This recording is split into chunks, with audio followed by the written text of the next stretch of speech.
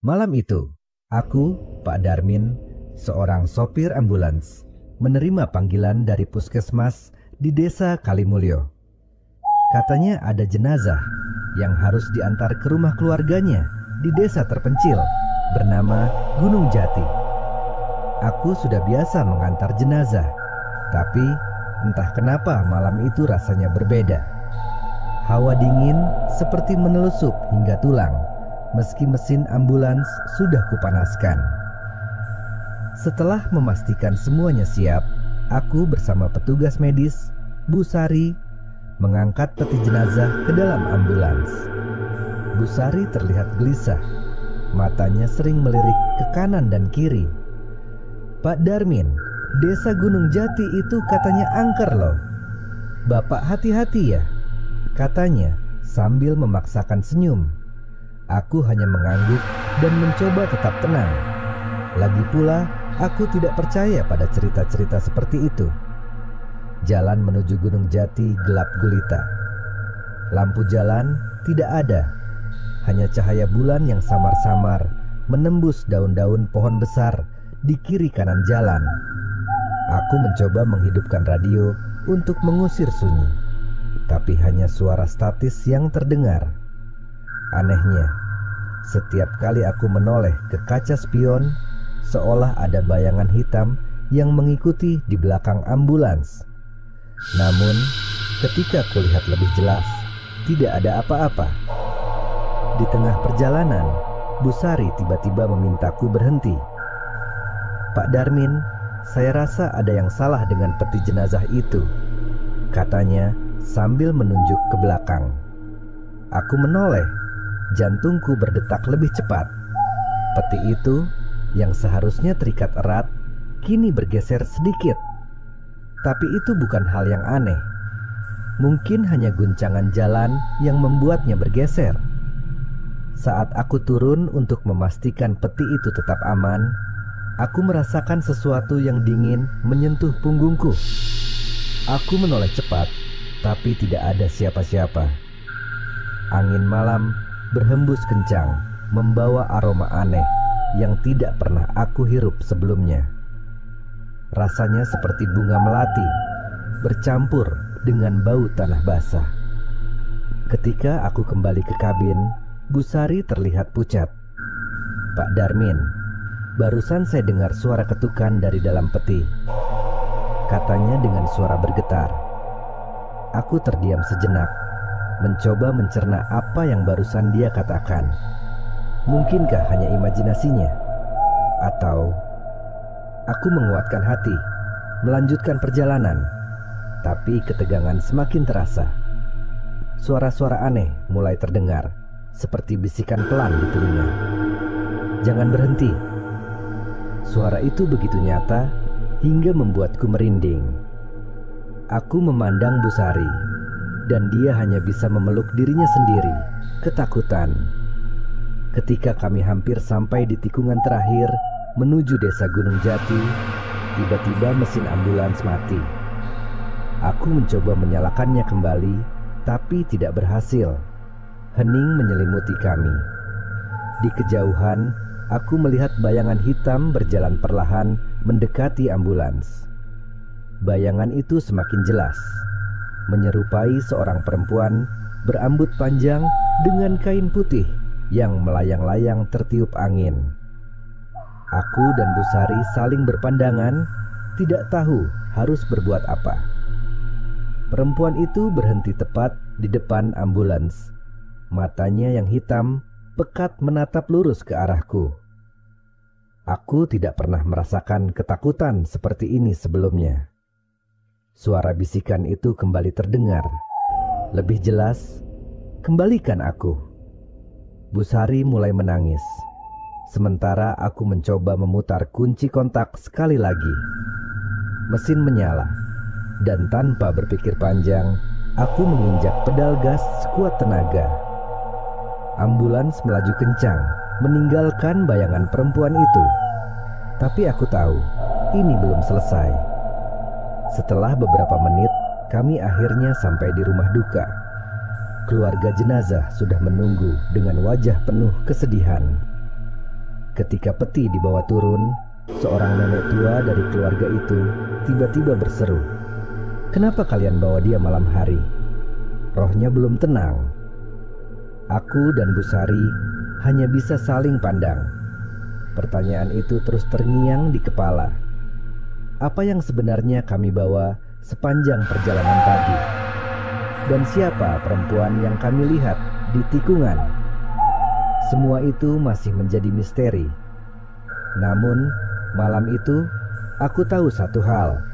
Perjalanan ini baru permulaan dari sesuatu yang lebih besar, lebih gelap, dan lebih menyeramkan.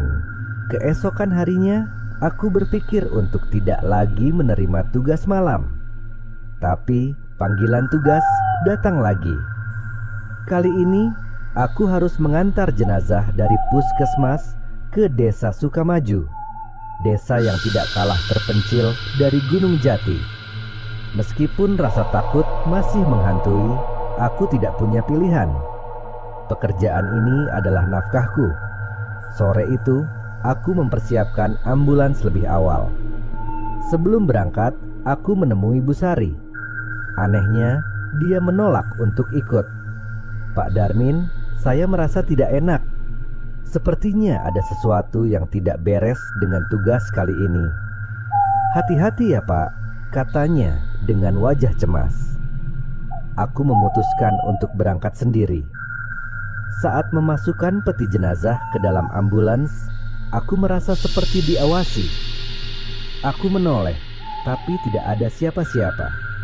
Mungkin ini hanya sugesti dari kejadian semalam. Jalan menuju Desa Sukamaju tidak terlalu berbeda dari Gunung Jati. Gelap, sepi, dan dikelilingi hutan. Namun, kali ini suasana terasa lebih mencekam. Di tengah perjalanan, aku mendengar suara langkah kaki di luar ambulans. Aku melihat ke kaca spion, tapi tidak ada apa-apa. Jantungku berdegup kencang. Aku mencoba menenangkan diri, berpikir bahwa itu hanya suara hewan di hutan. Tiba-tiba, lampu depan ambulans meredup. Jalan di depan menjadi sulit terlihat. Aku memperlambat laju kendaraan, mencoba memastikan tidak ada hambatan di jalan. Tapi saat itu, sesuatu yang lebih aneh terjadi. Radio ambulans, yang biasanya hanya mengeluarkan suara statis, mulai memutar suara gamelan pelan-pelan. Suara itu semakin keras, membuat bulu kuduku meremang. Aku mematikan radio, tapi suara gamelan tetap terdengar. Aku tidak tahu dari mana asalnya. Dalam kepanikan, aku mempercepat laju ambulans. Tapi saat itu juga, aku melihat sesuatu di tengah jalan. Seorang pria tua duduk di kursi bambu, tepat di tengah jalan. Wajahnya tidak terlihat jelas, tapi aku bisa merasakan dia menatapku. Aku menginjak rem mendadak, membuat ambulans berhenti beberapa meter dari pria itu. Ketika aku mencoba mengelak dan melanjutkan perjalanan, pria itu berdiri dan berjalan perlahan menuju ambulans. Aku hanya bisa duduk diam, mematung saat dia mengetuk kaca depan. Ketukan itu terdengar seperti lonceng kecil, menggetarkan seluruh tubuhku. Pria itu kemudian berbicara, suaranya berat dan penuh wibawa. "Jangan teruskan perjalananmu malam ini. Bawa jenazah itu kembali ke tempat asalnya," katanya. Aku ingin bertanya, tapi lidahku keluh. Ketika aku berkedip, pria itu menghilang begitu saja. Aku tahu, malam ini akan menjadi malam panjang yang penuh misteri. Dengan tangan yang masih gemetar, aku mencoba menenangkan diri. Mesin ambulans kupaksa menyala kembali, dan aku memutar kendaraan perlahan. Suara gamelan yang tadi memenuhi kabin tiba-tiba menghilang, meninggalkan keheningan yang memekakkan telinga. Namun, perasaan diawasi tidak kunjung pergi. Dalam perjalanan kembali ke puskesmas, aku melewati jembatan tua yang sempit. Di sana, Aku merasakan ambulans bergoyang seolah ada sesuatu yang berat menambah beban. Aku menoleh ke kaca spion, dan kali ini aku benar-benar melihatnya. Seorang perempuan berambut panjang dengan mata hitam yang menatap tajam ke arahku. Dia duduk di atap ambulans, tubuhnya melayang seolah tanpa bobot. Ketakutanku memuncak, tapi aku tidak berani berhenti. Aku terus melaju, berharap semua ini hanya halusinasi. Ketika akhirnya aku tiba di puskesmas, aku langsung melompat keluar dari ambulans dan memanggil beberapa staf untuk membantuku. Mereka terlihat bingung ketika aku bercerita. Namun satu hal yang membuatku semakin terkejut. Peti jenazah yang kubawa tadi ternyata kosong. Salah satu petugas berkata dengan nada berbisik, "Pak Darmin, ini bukan pertama kalinya kejadian seperti ini terjadi. Ambulans ini memang menyimpan banyak cerita." Aku terdiam, tak mampu berkata apa-apa. Malam itu aku tahu ada sesuatu yang jauh lebih besar dari sekadar tugas mengantar jenazah. Dan mungkin ini baru permulaan dari misteri yang harus kuhadapi. Namun, sebelum aku benar-benar pergi untuk istirahat, sebuah panggilan telepon datang dari seorang petugas keamanan di puskesmas. "Pak Darmin, ada masalah di parkiran ambulans. Tolong kesini secepatnya."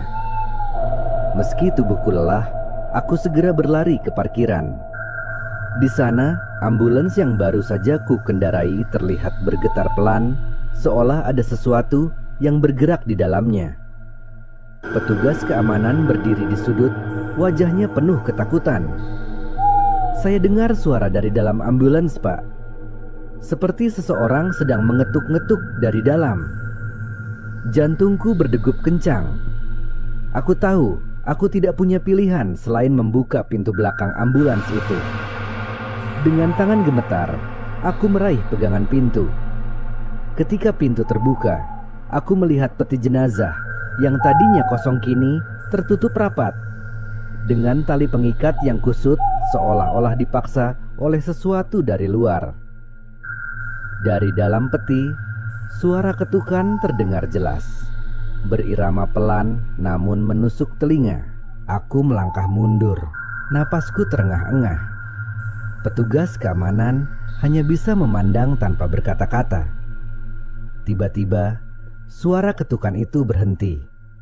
Keheningan yang mencekam menggantung di udara. Dan kemudian, suara tawa pelan mulai terdengar, seperti berasal dari dalam peti itu. Malam itu, aku menyadari satu hal. Misteri ini jauh lebih kelam dari yang pernah kubayangkan. Dan apapun yang ada di dalam peti itu, sepertinya tidak berniat pergi dengan mudah. Setelah malam yang mencekam itu, aku mencoba membicarakan kejadian aneh ini dengan Pak Joko, seorang sopir ambulans senior yang sudah lama bekerja di puskesmas ini. Wajahnya yang biasanya ceria berubah menjadi tegang ketika aku mulai bercerita. "Pak Darmin," katanya pelan sambil menyeruput kopinya, "ambulans yang kau kendarai itu bukan ambulans biasa. Ada sejarah gelap di baliknya." Aku menelan ludah, penasaran tapi juga takut mendengar penjelasannya. Pak Joko melanjutkan, "Dulu, sebelum ambulans itu masuk ke puskesmas ini, ada sopir yang mengalami kecelakaan parah saat mengantar jenazah. Katanya, dia melihat bayangan putih melintas di tengah jalan, membuatnya kehilangan kendali. Sopir itu selamat, tapi sejak saat itu dia berhenti bekerja. Ambulans itu diperbaiki dan kembali digunakan, tapi kejadian aneh terus terjadi. Aku merasakan bulu kuduku berdiri." "Lalu, apa yang terjadi setelah itu, Pak?" tanyaku dengan suara gemetar. Pak Joko menghela napas panjang. Banyak cerita serupa.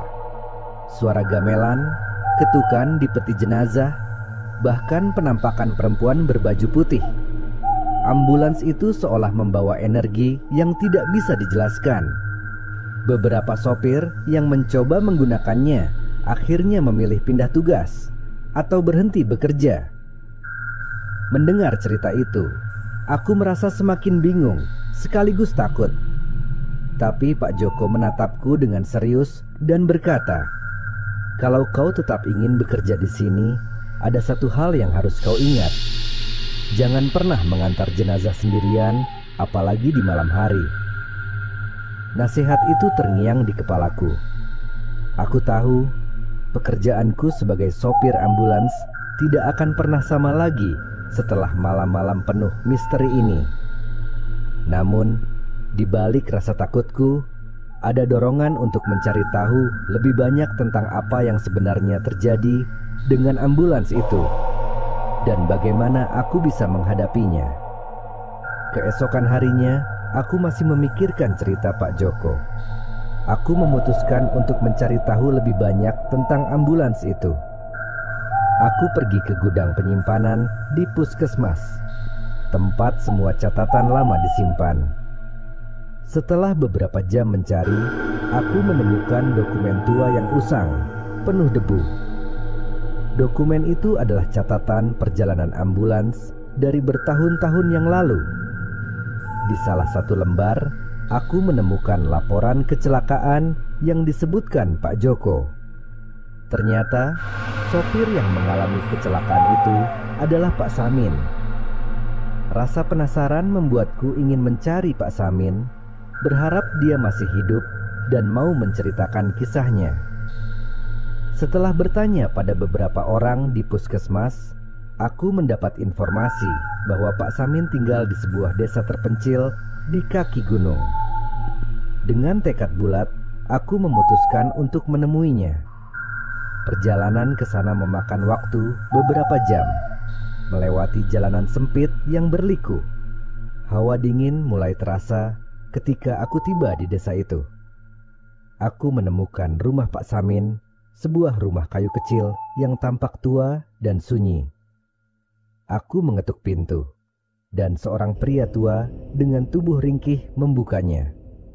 Matanya yang keriput menatapku tajam. "Kamu siapa?" tanyanya dengan suara serak. "Saya Darmin, sopir ambulans di Puskesmas Kalimulyo. Saya ingin mendengar cerita Bapak tentang ambulans yang dulu pernah Bapak kendarai," jawabku dengan sopan.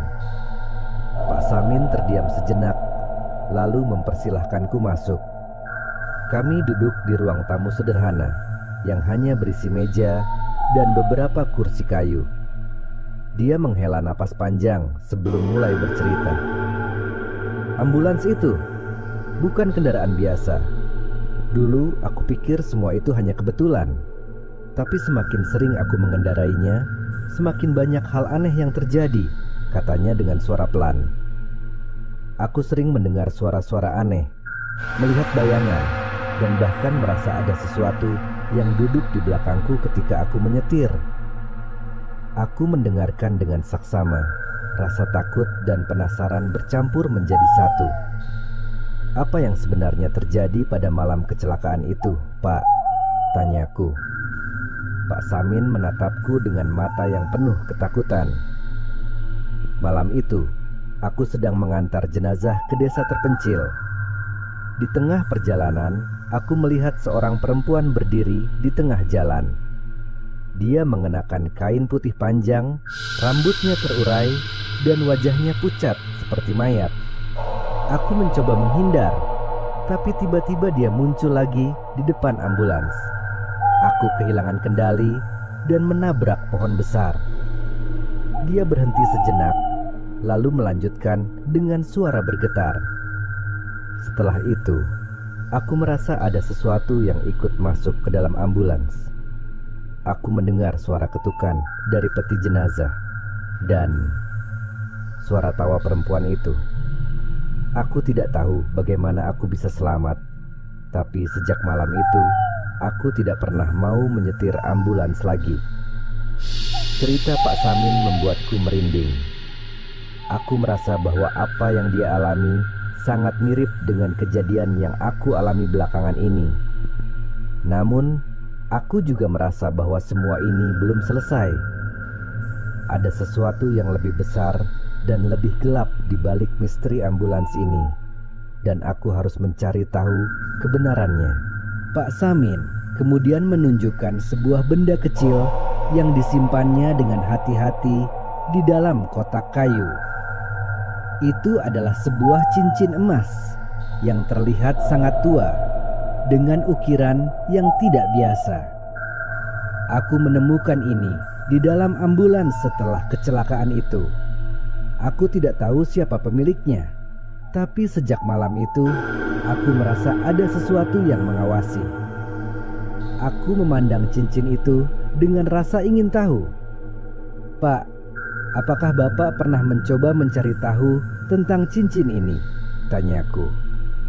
Pak Samin menggeleng. Aku terlalu takut untuk melakukannya.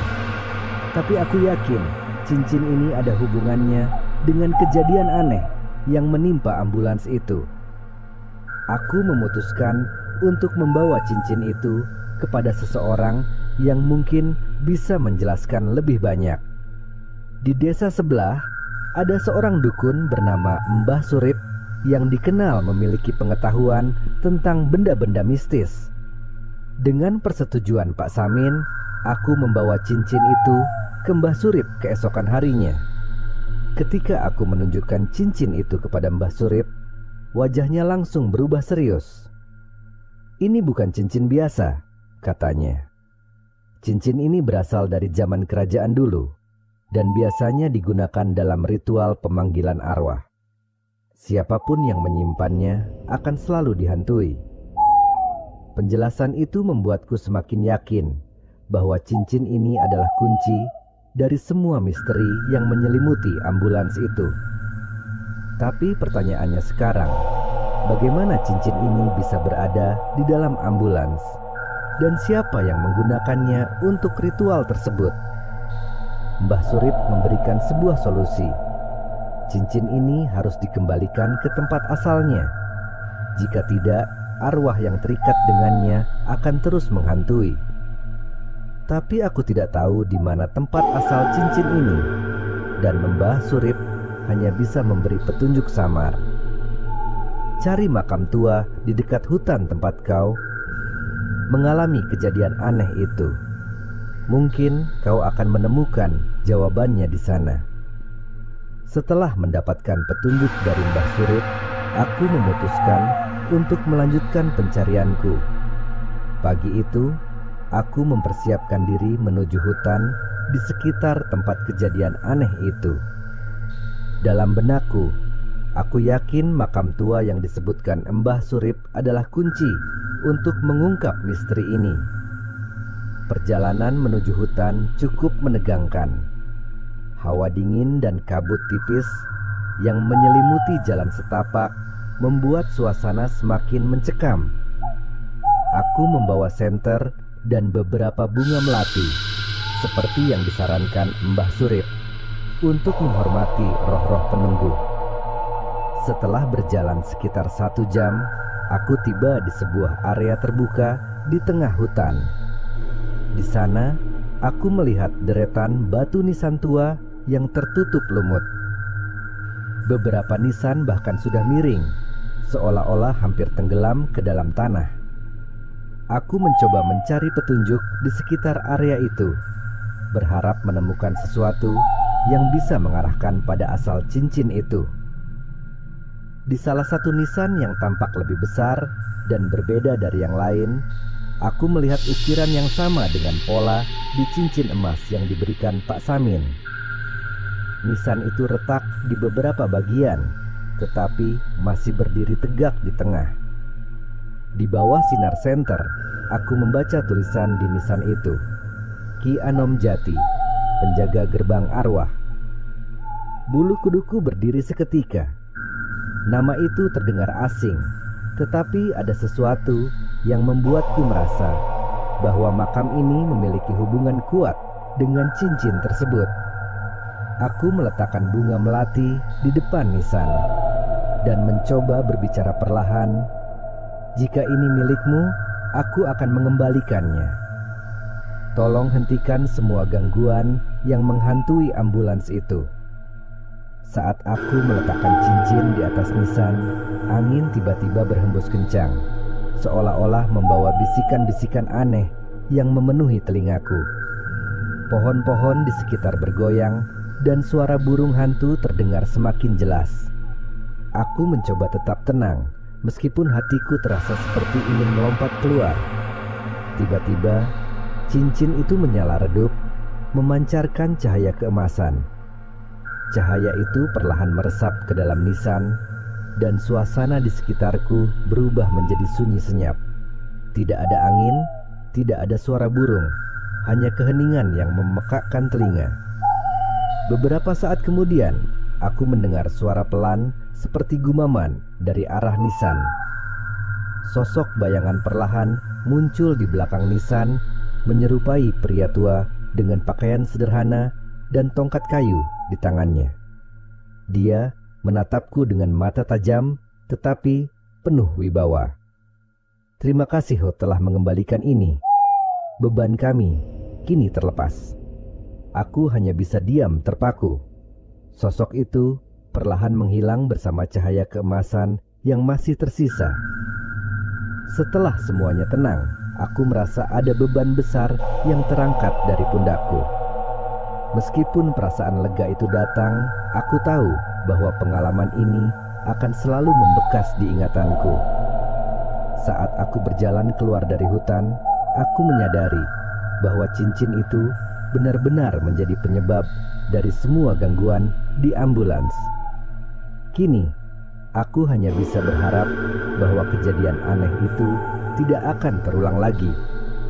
Tapi di dalam hati kecilku, aku tahu bahwa dunia ini menyimpan banyak rahasia yang belum sepenuhnya ku mengerti.